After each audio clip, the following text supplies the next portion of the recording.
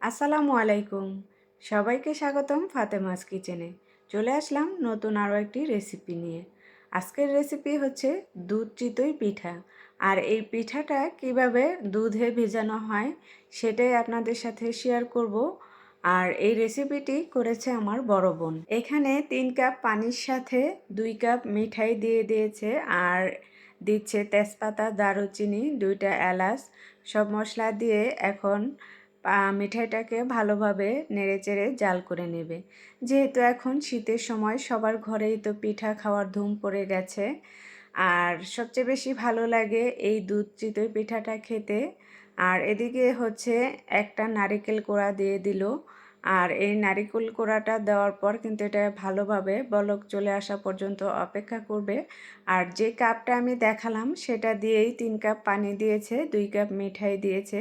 তারপর মনে হচ্ছে যে মিষ্টিটা কম হবে, সেজন্য আরও কিন্তু চায়ের কাপে 1.5 কাপ চিনি দিয়ে দিল।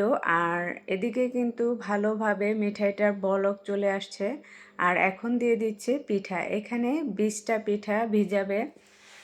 আর এই পিঠাগুলো ছিল কিনা, যেহেতু ঘরে বাচ্চাদের নিয়ে বানানো অনেক বেশি ঝামেলা, সেই জন্য বাহির থেকে কিনে নিয়ে আসা হয়েছে। খুবই সহজভাবে তৈরি করে নেওয়া যায় ঝটপট করে। এখন পিঠাটা ঢেকে 2 মিনিটের মতো রান্না করে নেওয়ার পর পিঠাটা নামিয়ে নিয়েছে, তারপর একটু ঠান্ডা করে নিয়েছে। আর এখানে 2 কেজিরও বেশি দুধ ছিল, দুধটাকে জাল করে রেখেছে আগেই। আর পিঠাটা একটু ঠান্ডা হওয়ার পর দুধটা দিয়ে দিল।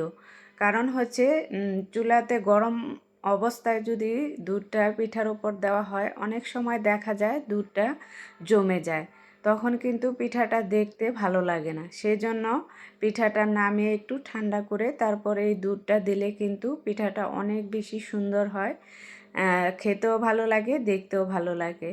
এখন এই যে দুধটা দেওয়ার পর আলতো হাতে একটু পিঠাগুলো নেড়ে চেড়ে দিচ্ছে। আর যতটুকু দুধ ছিল সবটুকুই দিয়ে দিয়েছে। পিঠাগুলো দেওয়ার পর বেশি কিন্তু নাড়াচাড়া করা যাবে না, তাহলে পিঠাগুলো ভেঙে যাবে। এখন ঢাকনা দিয়ে ঢেকে 1 থেকে 1.5 ঘন্টার মতো রাখলেই কিন্তু পিঠাটা খাওয়া যাবে। আর আমাদের পিঠাটা এতটাই সফট ছিল যে 20 মিনিটের পরেই পিঠাটা একেবারে সফট আর নরম হয়ে গেছে।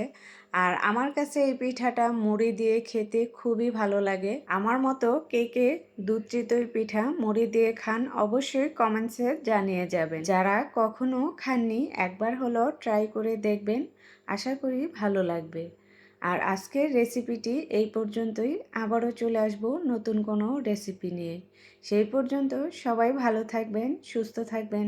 আল্লাহ হাফেজ।